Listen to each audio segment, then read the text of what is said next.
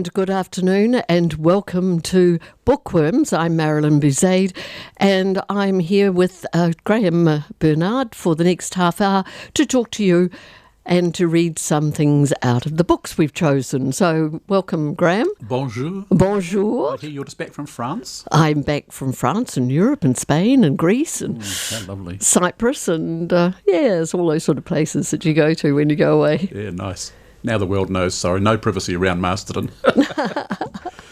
No, it was lovely. It was really good. And good weather. So I'm back to a little bit of chillier weather. Even though the sun's shining, there's still a chill in the air. So I was very pleased that I had managed to have some good weather while I was there. Yeah. Good. Yeah. And you've been carrying on very well with Steve and... Yes, last month, or my last contribution was probably a little bit controversial because I read from the Wairarapa phone book and I've had mixed feedback from that. Some good and some thinking it was absolutely ridiculous, but the rules are that we can read from whatever we find interesting at the time. Can I ask why you decided to do that? Well, thanks, No, I would thanks imagine... very much, because I had nothing else that I was reading at the time. I didn't like to say and that. I was desperate. Yeah. But I did actually read it, and I thought, well, gosh, there's more in here than I ever knew about a phone book. Oh, well, that would have been You just should be grateful it wasn't the Auckland phone book. We would have been there for a week. Yes, of course. Do they still have landlines in Auckland? Apparently. Oh, they do? Yeah. Oh, good, yeah. So this week I'm going to read a little bit and talk about a book called 1603. Oh, yes. And this book is written by a man called Christopher Lee. And what he's done is he's taken a slice of the year 1603 and talks about life in Britain during that year. It was quite a significant year, in fact, a very historical year. Things that included in that year were 40,000 people died of the plague in Britain that year. The first cargo of pepper arrived in England from the West Indies, and Shakespeare wrote Othello. Oh, really? Yeah. Which is not unimportant to me, but I know it is to you. Yes. But more importantly, in 1603 was when Queen Elizabeth first died. So it was the end of the Tudor reign and the beginning of the Stuart reign. Yes. So James VI of Scotland became James I of England. Of England, yeah. So Christopher Lee, he wrote This Sceptred Isle, which is a very famous book. Mm. And he's now written another one about the year of Trafalgar and what was going on around in that year. But this is fascinating. It just gives you a little insight into life around Elizabethan times, and it wasn't particularly pleasant. No, even if you had money. I mean, they talk about London, and there was piles of horse manure, there were open sewers, there was smog, dead bodies lying around. I mean, the smell must have been dreadful. And even from the people, he mentions that the monarch herself used to occasionally dab her cheeks with rose water, and that was about as far as she got as personal hygiene. So you can imagine what it must have been like in the poorer parts of town. In 1603, inflation was at 300%. There was lots of money around, but very few people had it. Oh, okay. So where they got all the money from? Was that from that wasn't wasn't the colonies, was it? But it was yes, I think exploration and and also I suppose farmers made a lot of money because there was different kinds of farming. There was husbandry, there was yokels, and there were yeomen, and each one was a different level. So a yokel had 3 acres, a yeoman had 20 acres, and the husbandry or the husband had 100 acres. And I suppose taxes were very high. It's very interesting when they talk here about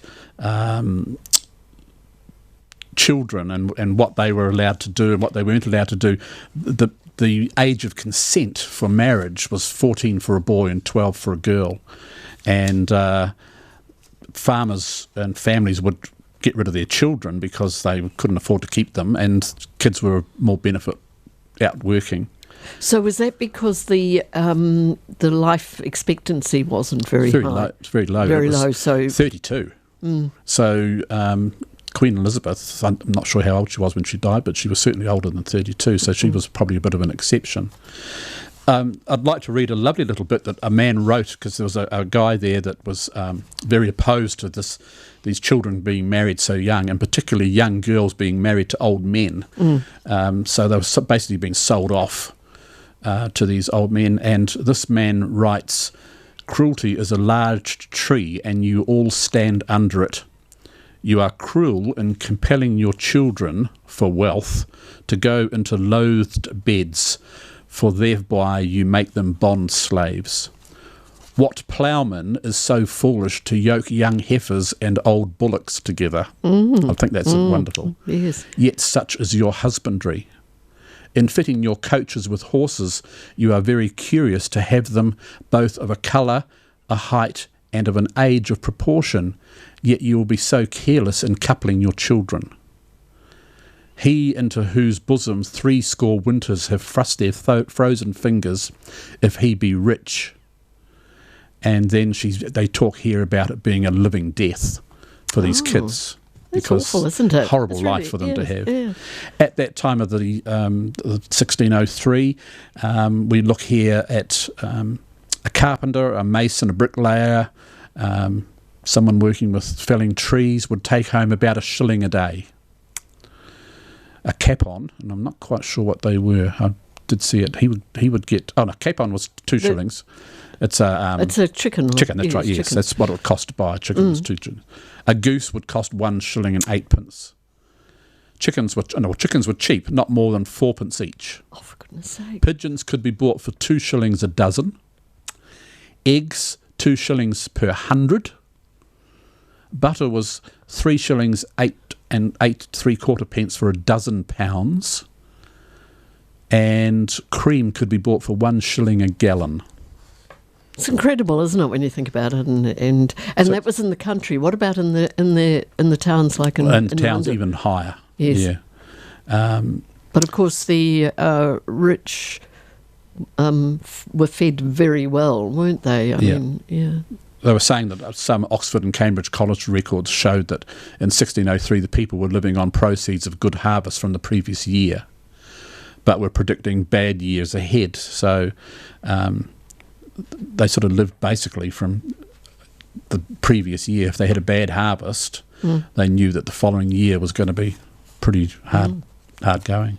And the plague, that wasn't the Black Plague, that was just another plague. Yeah.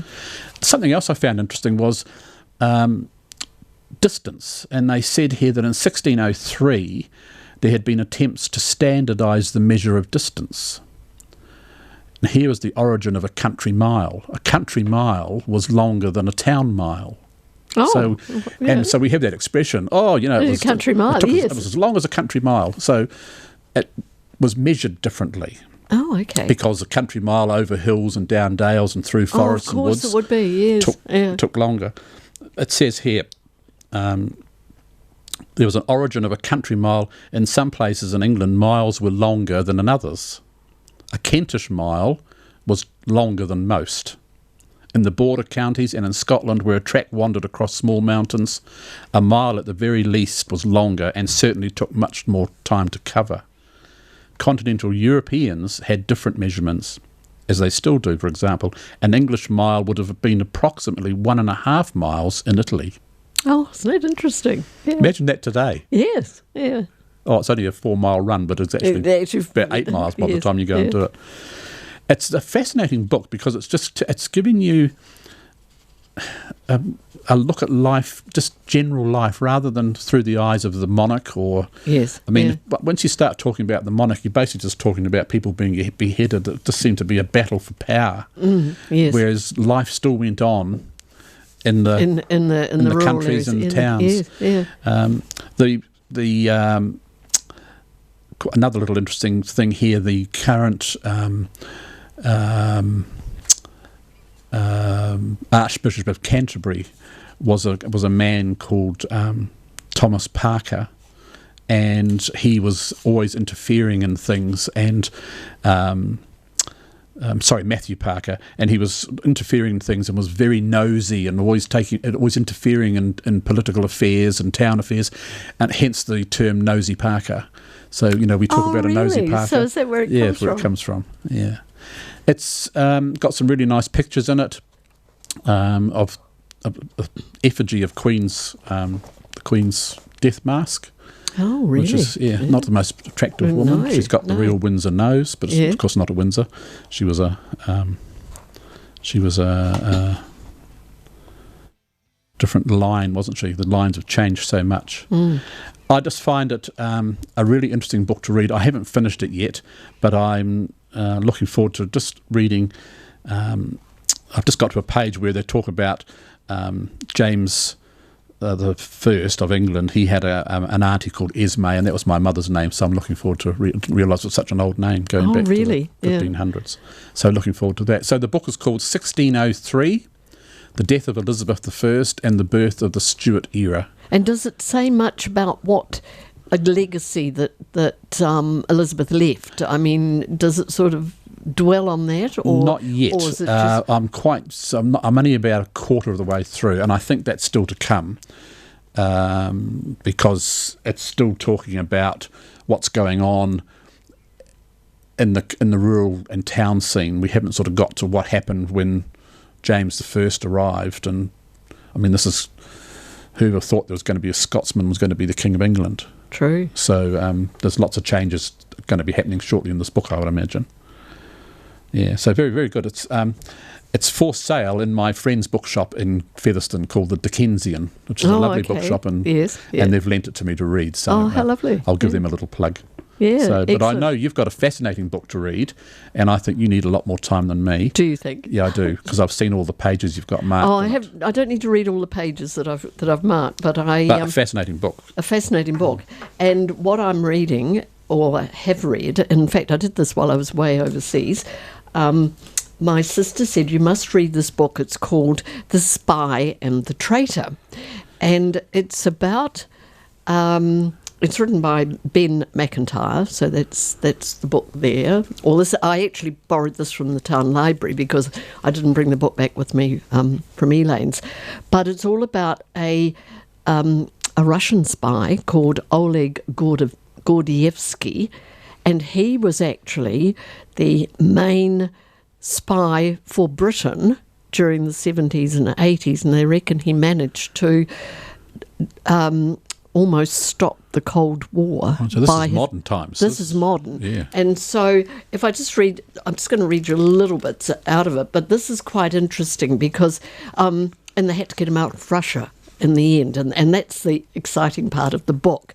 Colonel Oleg Gordievsky of the KGB was at the pinnacle of his career. This was at the airport. A prodigy of the Soviet intelligence service, he had diligently risen through the ranks, serving in Scandinavia, Moscow and Britain with hardly a blemish on his record. And now at the age of 46, he'd been promoted to chief of the KGB station in London, a plum posting, and invited to return to Moscow to be formally anointed by the head of the KGB. A career spy, Gordievsky was tipped to ascend to the uppermost rank of that vast and ruthless security and intelligence network that controlled the Soviet Union. A stocky, athletic figure, Gordievsky strode confidently through the airport crowds. Inside him, though, a low terror bubbled. For Oleg Gordievsky, KGB veteran, faithful secret servant of the Soviet Union, was a British spy. Wow. And it was interesting. He came from a family all tied up with the KGB. His father was in the KGB, his older brother was in the KGB.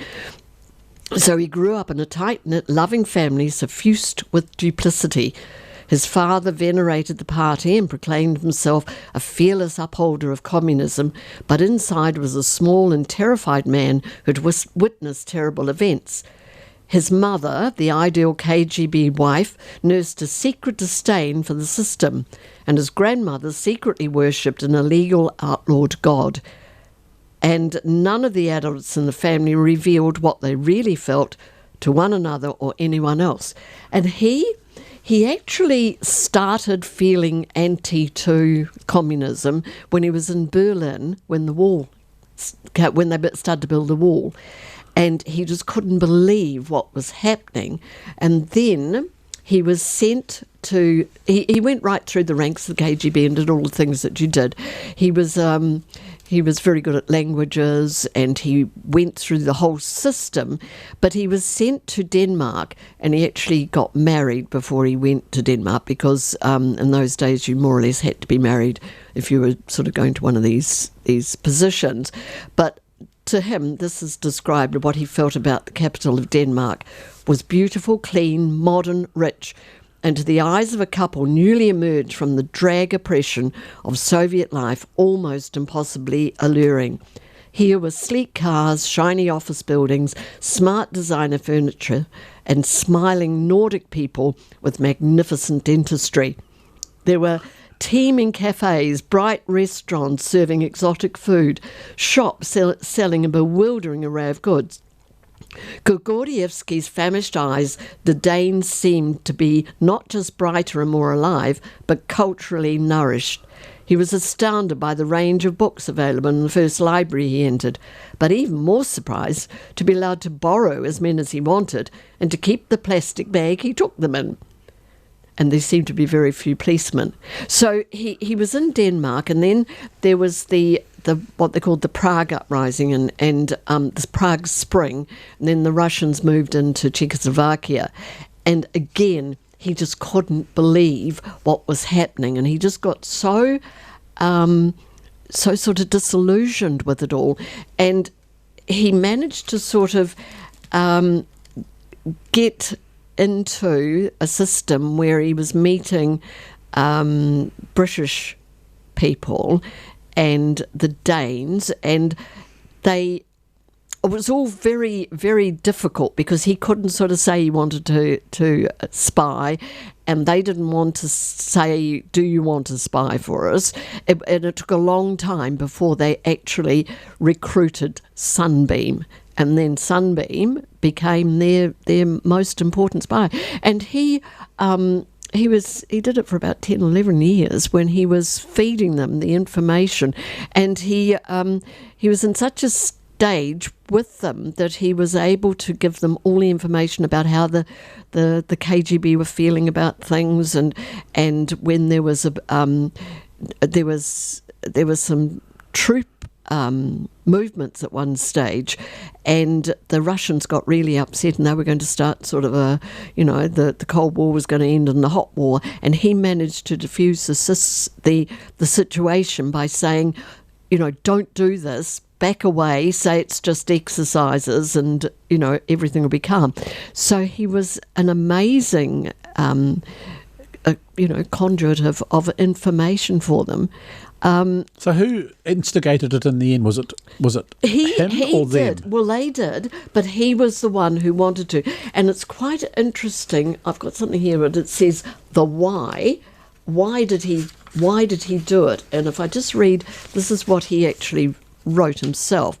I must emphasise that my decision is not the result of irresponsibility or instability of character on my part. It has been preceded by a long spiritual struggle and by agonising emotion, and an even deeper disappointment at development in my own country, and my own experiences have brought me to the belief that democracy and the tolerance of humanity that follows it represents the only road for my country, which is European in spite of everything. The present regime is the antithesis of democracy to an extent which Westerners can never fully grasp. If a man realises this, he must show the courage of his convictions and do something himself to prevent slavery from encroaching further upon the realms of freedom. God, he must have been a brave man. He was a very brave man. And of course it was in the days when the old-fashioned spies, where they had message drops and all these sorts of things. And he got involved with a small group, and there was a woman called Veronica, who was the English one of the English women who was one of his contacts. And for 7 years, they had it set up how he was going to get out if anything happened. And it was called Operation Pimlico. And if he ever went somewhere with them, he had to show a Mars bar and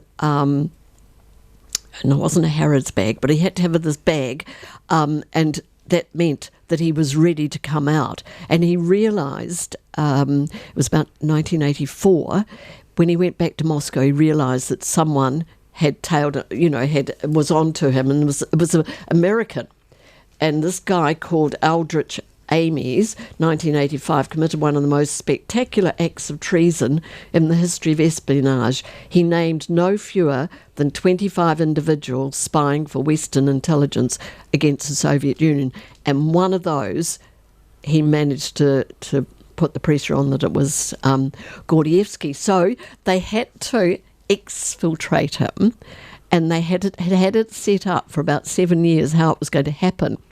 And so he had to take, there was someone called, a guy called Astor and his wife, and another guy called, his surname is G, and his wife, and they were going to meet him on the way to Finland in this out-of-the-way place, and they had it all sorted out. So he had to get on a train, he had to dodge all his followers and had to make sure that he'd done everything so that no one was following him. So he went through all the spycraft ways of, getting onto this train.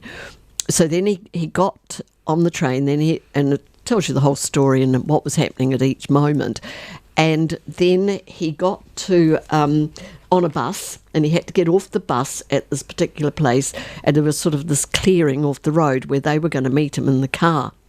And so he finally met up with them, and he got into the boot of the car, and they thought he was coming with his wife and 2 daughters, but he decided not to take them because he didn't think his wife would want to go. His wife was, they'd sort of got to the stage where things weren't that happy with him, and so he decided not to tell his wife what he was doing.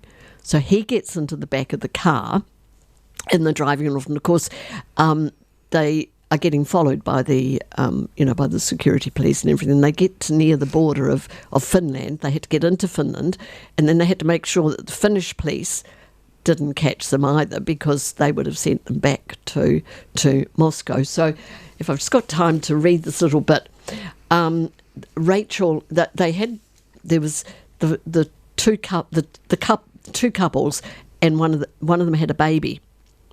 And so they've stopped at the border. The air was hot and still. Rachel heard a low cough from the trunk, and Gordievsky shifted his weight, rocking the car very slightly.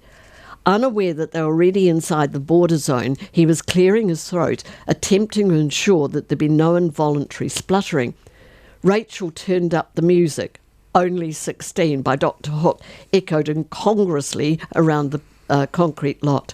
A dog handler appeared and stood 8 yards away, looking intently at the British cars and stroking his Alsatian. A second sniffer dog was inspecting a container truck. The first dog approached, eager and panting, straining at its chain. Rachel reached casually for a packet of crisps, opened it, offered a crisp to Caroline, that's the other woman, and dropped a couple on the ground. The British cheese and onion crisp has a most distinctive aroma. Invented by the Irish potato crisp magnate Joe Spud Murphy in 1958, cheese and onion is a pungent artificial cocktail of onion powder, whey powder, cheese powder, etc., etc. Carolyn had brought her imported Golden Wonder crisps from the Embassy shop in Moscow, which stocked Marmite, digestive biscuits, marmalade and other British staples impossible to obtain in Russia. The Soviet sniffer dogs had almost certainly never smelt anything like cheese and onion before. She offered a crisp to one of the dogs, which wolfed it down before being yanked across by the unsmiling handler. The other dog, however, was now snuffling at the trunk of the car. Gordievsky could hear muffled Russian voices overhead. As the dogs circled the car, Caroline Ascot reached for a weapon that had never before been deployed in the Cold War or any other. She placed Florence the baby on the trunk directly over the hidden spy and began changing her nappy, which the baby, with immaculate timing, had just filled. She then dropped the soiled and smelly diaper next to the inquisitive Alsatian. The dog duly slunk off, offended. And so the happy ruse had been completely spontaneous and highly effective. And it's really interesting that he got an honour from the Queen when he got back, and finally met Reagan and he met Thatcher, and they both said, he'd done so much to help prevent, the Cold War going any worse. So in July 2015, on the 30th anniversary of his escape, all those involved in running the case and exfiltrating him from Russia gathered to celebrate the 76-year-old Russian spy. The original cheap imitation leather suitcase with which he escaped to Finland is now in the MI6 museum. At the anniversary celebration, it was presented as a souvenir with a new travel bag. It contained the following: a Mars bar, a plastic Harrods bag, a map of Western Russia, pills for the relief of worry, irritability, insomnia and stress, mosquito repellent, 2 bottles of chilled beer and 2 cassette tapes, Dr. Hook's greatest hits and Sibelius's Finlandia. The final item in the bag were a packet of cheese and onion crisps and a baby's nappy. Oh, how lovely. So it was just an amazing book, and there's some wonderful photos in it too. I wonder what happened to his wife and children. They went over to England, but they couldn't quite. The marriage fell down, fell to pieces, and his daughters are still in England. And he never thought that they would be killed because of what he had done? Well, he was actually interrogated when and they put him through a whole lot of things, but they managed, and he couldn't work out why they hadn't killed him, because he was in the Lubyanka and they were definitely torturing him.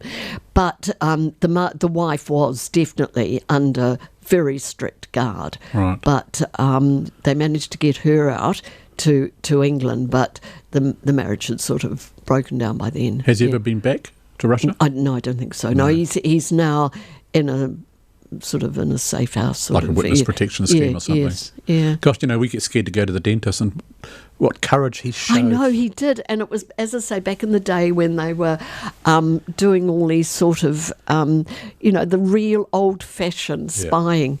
And he sort of worked both sides, and he had to be so careful that he had to give some information, but, not enough.